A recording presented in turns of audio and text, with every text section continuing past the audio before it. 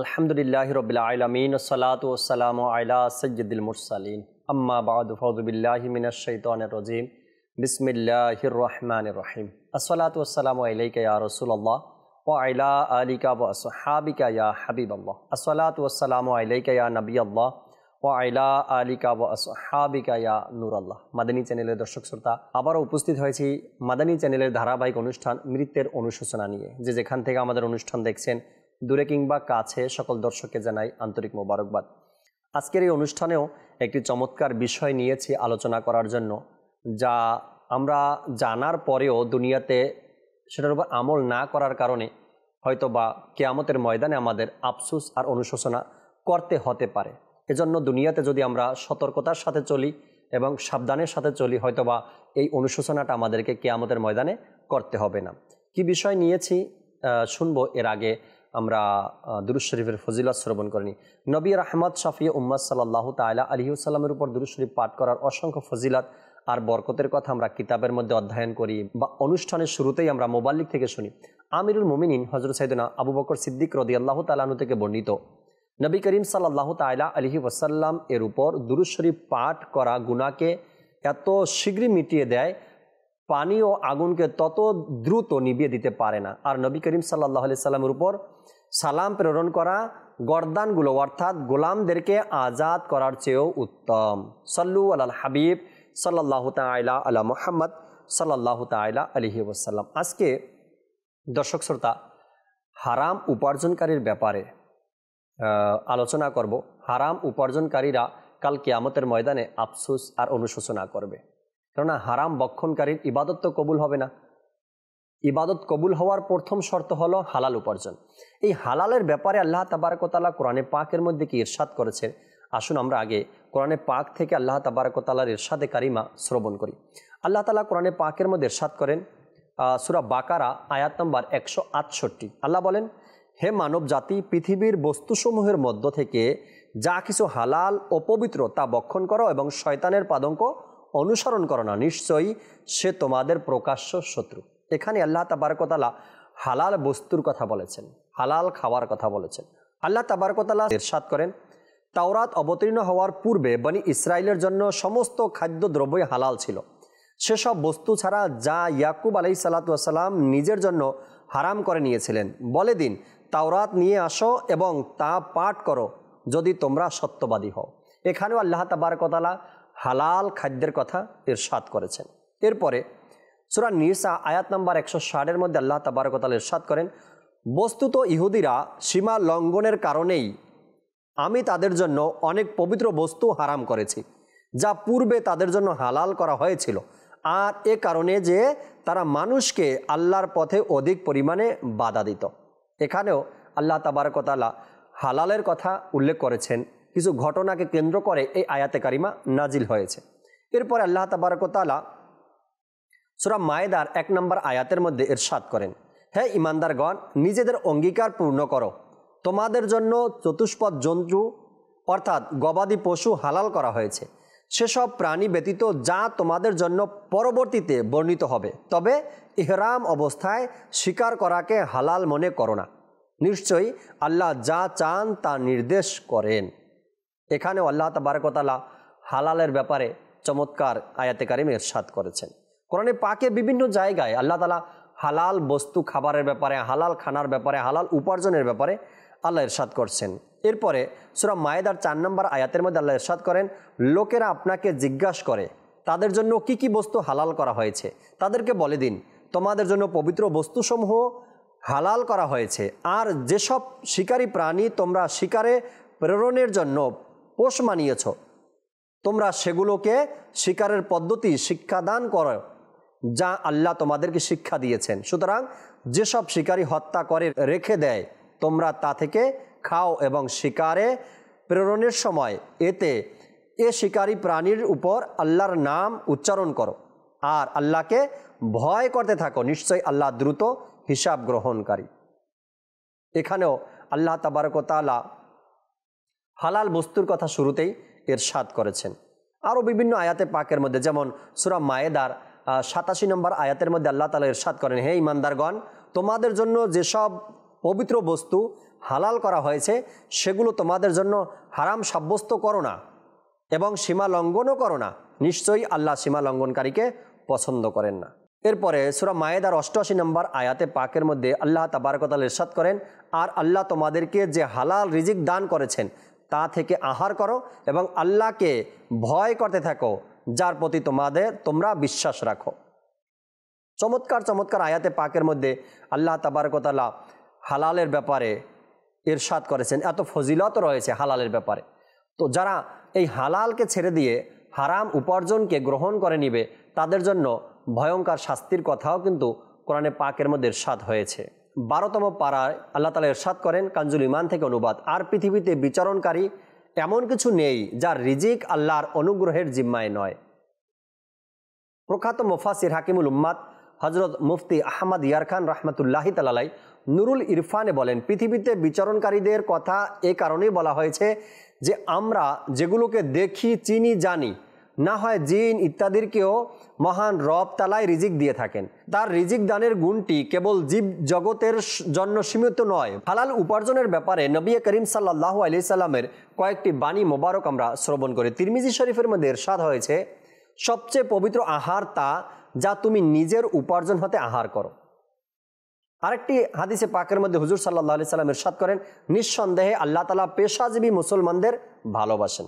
পেশাজীবী মুসলমানদেরকে আল্লাহ তাআলা ভালোবাসেন। আরেকটি জায়গার মধ্যে ইরশাদ হয়েছে, যে ব্যক্তির পরিশ্রম করে ক্লান্ত হয়ে সন্ধ্যা আসে তার জন্য সেই সন্ধ্যা মাগফিরাতের সন্ধ্যা হয়ে যায়।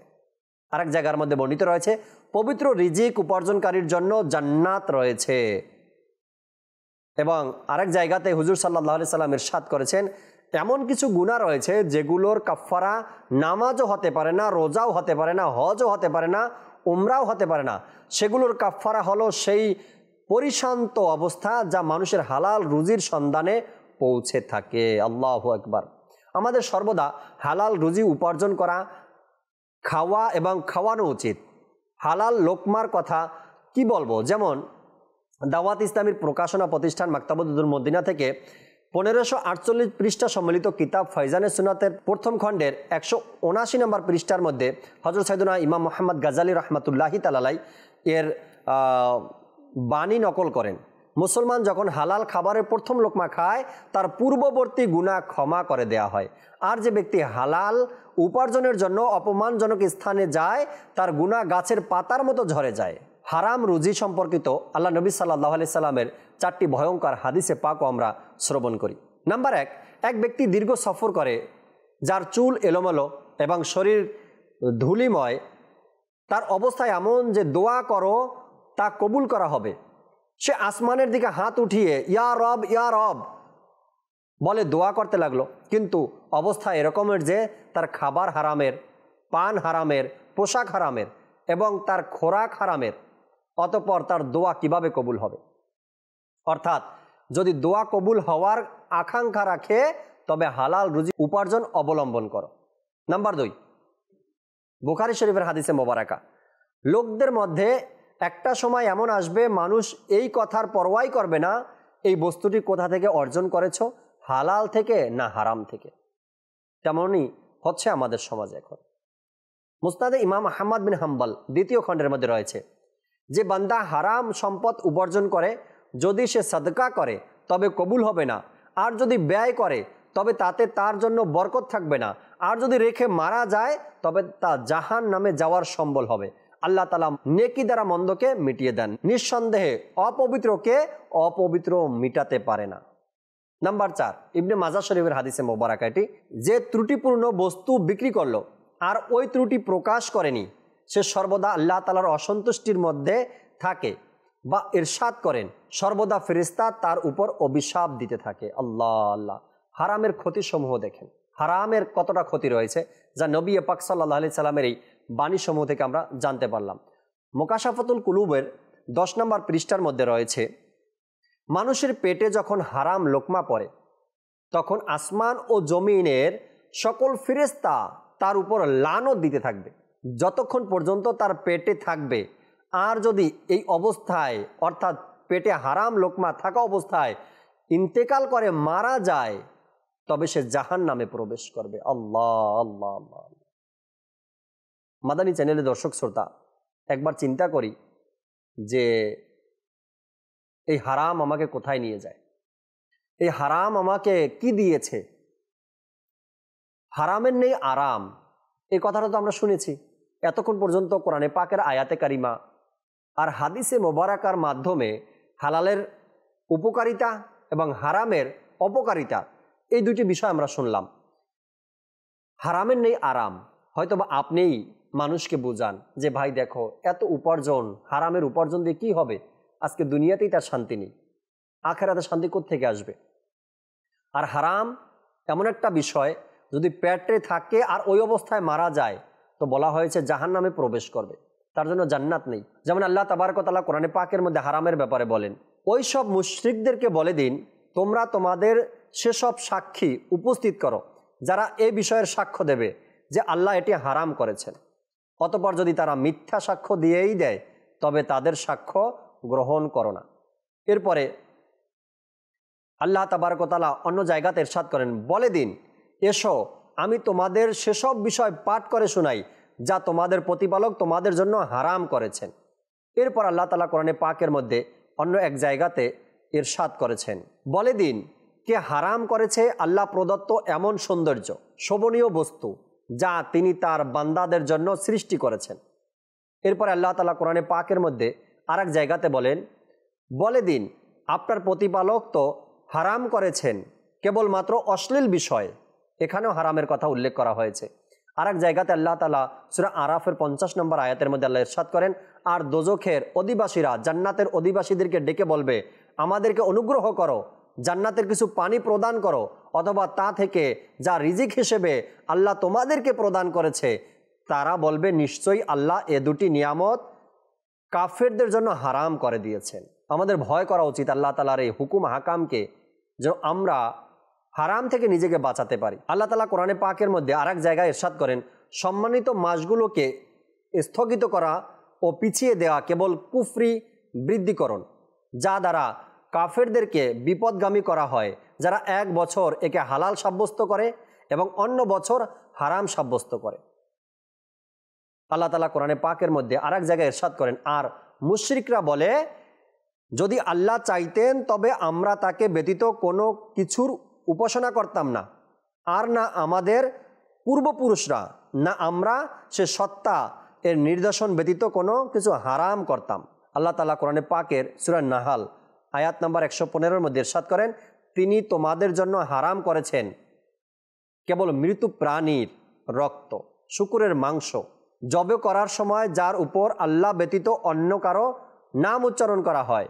এরপর আল্লাহ তাআলা ইরশাদ করেন কোরআনে পাকের সূরা নাহালের 118 নম্বর আয়াতে পাকের মধ্যে, আর ইহুদিদের জন্য আমি সেসব বস্তু হারাম করে দিয়েছিলাম যা আমি পূর্বে আপনাকে বর্ণনা করেছি, এবং আমি তাদের প্রতি জুলুম করিনি, বরং তারা নিজেরাই নিজেদের আত্মার প্রতি জুলুম করত।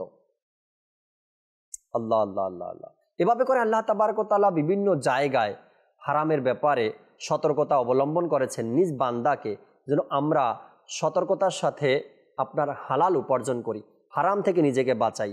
যখন কোনো ব্যক্তি হারাম খেতে খেতে খেতে খেতে খেতে খেতে নিজের মধ্যে অভ্যাস বানিয়ে নেয়, হারামের উপরেই থাকে, হারামকে হারামই মনে করে না, তখন তো তার ইমানই চলে যায়। আর হারামকে হারাম মনে করে খেতেই আছে, তার জন্য জাহান্নাম অবধারিত। আর যে ব্যক্তি হারাম উপার্জন করে, নিজ ছেলে সন্তানদেরকে খাওয়ায়, পরিবার পরিজনকে খাওয়ায়, সে হারামের পর এই ছেলে সন্তান কি উপকারে আসবে তার? আর কাল কিয়ামতের ময়দানে ওই সকল পরিবারের লোকজনরা তার বিরুদ্ধে দাঁড়িয়ে যাবে, আল্লাহ আমরা তো হারাম খাইনি, আমাদেরকে হারাম খাওয়ানো হয়েছে, আমরা জানতামও না যে এই উপার্জন তার হারাম আছে। যাদের জন্য করছেন তারাই বলবে এটা।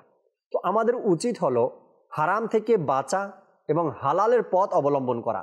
যদিও অল্প হয় সে হালালের মধ্যে রয়েছে সন্তুষ্টি, যদিও অল্প হয় সে হালালের মধ্যে রয়েছে বরকত, যদিও অল্প হয় সে হালালের মধ্যে রয়েছে নাজাত, কিন্তু আমরা হারামের পথ বেছে নিয়েছি। আজকে ব্যাংক ব্যালেন্স তো অনেক হয়েছে হারামের মাধ্যমে, কিন্তু তার মধ্যে শান্তি আপনি খুঁজে পাবেন না, মোটেও শান্তি নেই। আর হারাম উপার্জনের টাকা কিভাবে খরচ হচ্ছে আপনি নিজেও বলতে পারেন না, আল্লাহ তাআলার পানা। হারাম থেকে যতক্ষণ বেঁচে না ফিরবো ততক্ষণ পর্যন্ত আপনার হৃদয়ের প্রশান্তি আপনি খুঁজে পাবেন না। হারামের মধ্যে যতদিন আছেন ততদিন হৃদয়ের প্রশান্তি আপনার নেই। আপনি টাকা দিয়ে অনেক কিছু করতে পারবেন, কিন্তু হৃদয়ের প্রশান্তি কিনতে পারবেন না।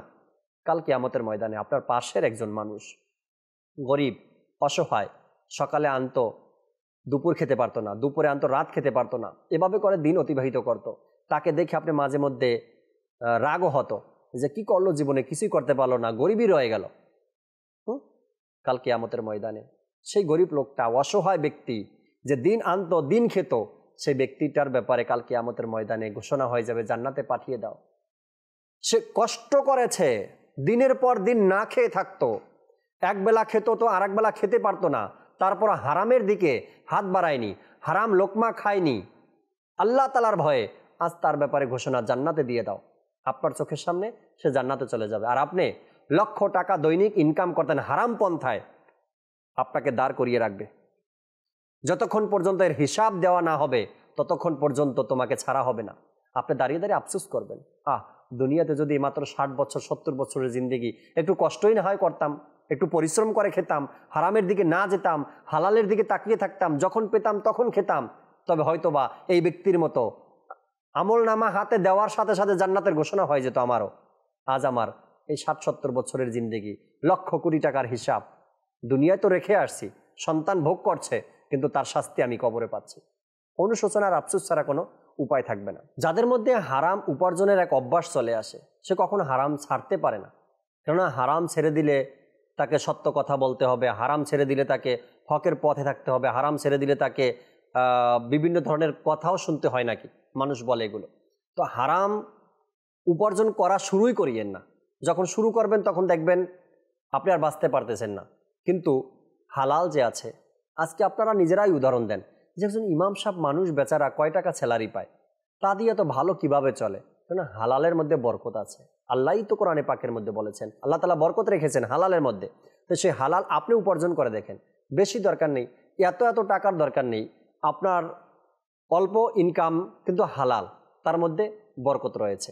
আর হারাম যত আপনি বেশি উপার্জন করেন সেটা কোনো কাজে আসবে না, সত্যি কোনো কাজে আসবে না, না আপনার, না আপনার পরিবারের, না আপনার সন্তানের, কারো কোনো কাজে আসবে না। আর এই হারামের কখনো আরাম নেই। এটা ছোটবেলা থেকে আপনিও শুনে আসছেন, আমিও শুনে আসছি। আজকে হারাম পন্থায় উপার্জন করে লক্ষ কোটি টাকার মালিক শান্তিতে ঘুমাতে পারছে না। কেন ঘুমাতে পারছে না? ওইটা যার ব্যাপার সে জানে, হয়তো আপনি জানেন না, আমিও জানি না, যার ব্যাপার সে জানে এই হারামের কেন আরাম নেই। আর সবচাইতে বড় বিষয় যেটা, হারাম উপার্জনকারী, হারাম বক্ষণকারী হৃদয়ের প্রশান্তি পায় না, হৃদয়ের কখনো তার প্রশান্তি আসে না। আর কাল কিয়ামতের ময়দানে অপমান, অপদস্থ, লাঞ্ছিত, এগুলো তো তার জন্য আছেই, অনুশোচনার কারণ তো তার জন্য আছেই এই হারাম উপার্জন। কেননা যখন কাল কিয়ামতের ময়দানে সন্তান তার বিরুদ্ধে সাক্ষ্য দিবে আল্লাহ তাআলার দরবারে, মাওলা আমাকে তো খাওয়াতো, কিন্তু হারাম যেটা আমি জানতাম না। স্ত্রী বলবে, আল্লাহ ইনি উপার্জন করে নিয়ে আসতো, হারাম এটা আমাকে বলেনি, আমাকে জানায়নি, তবে আমি খেতাম না। এই হারাম খাওয়ার পিছনে তারই হাত ছিল, সেই ইচ্ছাকৃতভাবে আমাদেরকে হারাম খাইয়েছে। যাদের জন্য হারাম উপার্জন করছেন কাল কিয়ামতের ময়দানে তারা আপনার বিরুদ্ধে যাবে, তখন আপনি আফসোস করবেন, হায় আমি কার জন্য করছিলাম এগুলো, কাদের জন্য করছিলাম এই হারাম উপার্জন, যাদের জন্য করলাম তারাই আজকে আমার বিরুদ্ধে। তখন আপনি গ্রেপ্তার হয়ে যাবেন, তখন আপনি ফেঁসে যাবেন, তখন আপনার ব্যাপারে সিদ্ধান্ত আসবে হারাম উপার্জন, হারাম খাওয়া। আচ্ছা, হারাম কেন হলো? কারোটা আত্মসাৎ করছেন, কাউকে ঠকিয়েছেন, কারোটা মেরে খেয়েছেন, আর এই বিভিন্ন পন্থায় উপার্জনটা যেটা হারাম সেটা হারাম, আর এই উপার্জনের কারণেই তো আপনাকে শাস্তি দেওয়া হবে। এজন্য হারামটা তো আর সহজ পন্থায় আসে না, হারামটা তো সহজ পন্থায় আসে না, কারো না কারো হক নষ্ট করে আপনি নিয়ে আসছেন, এজন্যই তো হারাম। হারামের যে দিকগুলো রয়েছে এর মধ্যে আপনি পাবেন, দেখবেন যে হারাম কেন। কারো সম্পদ আত্মসাৎ করছেন, হারাম নিয়ে নিলেন, আপনি কারোটা চুরি করছেন নিয়ে নিলেন, কারোটা ডাকাতি করছেন নিয়ে নিলেন, কারোটা না বলে নিয়ে নিছেন। এই যে হারাম দিকগুলো, এটা কারো না কারো হক নষ্ট করছেন আপনি। আর এই হারাম উপার্জনটা নিজের সংসারের জন্য, নিজের পরিবারের জন্য নিয়ে আসছেন, আর এর ভোগান্তিটা আপনাকে দুনিয়াতেও পেতে হবে আর আখেরাতেও পেতে হবে আপনাকে। হারামের কখনো না দুনিয়াতে আরাম আছে, না হারামের আখেরাতে আরাম আছে, কোথাও আরাম নেই, হৃদয়ের প্রশান্তি নেই। ইবাদত করবেন শান্তি পাবেন না, কেননা হারাম লোকমা যতক্ষণ পেটে থাকবে আপনার ইবাদতও কবুল হবে না। আর দোয়া কবুল হওয়ার পূর্ব শর্ত হালাল খাওয়া, ইবাদত কবুল হওয়ার পূর্ব শর্ত হালাল খাওয়া। আল্লাহ তাবারক ওয়া তাআলা আমাদেরকে হারাম বর্জন করে, হারামকে ত্যাগ করে, হারামকে ছেড়ে দিয়ে হালাল পন্থায় উপার্জন করা, হালাল পন্থায় রুজি রোজগার করা, হালালকে আঁকড়ে ধরা এবং নিজের জীবনকে সুন্দর মতো পরিচালনা করার আর আখেরাতকে সুন্দর বানানোর সেই তৌফিক আল্লাহ আমাদেরকে দান করুক। আমিন বিজাহিন নবিল আমিন সাল্লাল্লাহু তাআলা আলাইহি ওয়াসাল্লাম। দর্শক শ্রোতা, আল্লাহ তাআলা অনেক বড় দয়া, বিভিন্ন বিষয় নিয়ে এই অনুষ্ঠানে আলোচনা করার, শোনার সেই সুযোগ আমাদের হয়েছে। যে বিষয়গুলো শুনলাম আমরা নোট করে রাখি, নিজের জীবনে অ্যাপ্লাই করার চেষ্টা করি আর সুন্দর মোতাবেক, সুন্দর মতো সুন্নাত মোতাবেক সঠিকভাবে নিজের জীবনকে গড়ে তোলার চেষ্টা করি। আল্লাহ তাআলা সেই তৌফিক আমাদেরকে দান করুক। আমিন বিজাহিন নবিল আমিন সাল্লাল্লাহু তাআলা আলাইহি ওয়াসাল্লাম। সাল্লু আলাল হাবিব সাল্লাল্লাহু তাআলা আলা মুহাম্মদ সাল্লাল্লাহু তাআলা আলাইহি ওয়াসাল্লাম।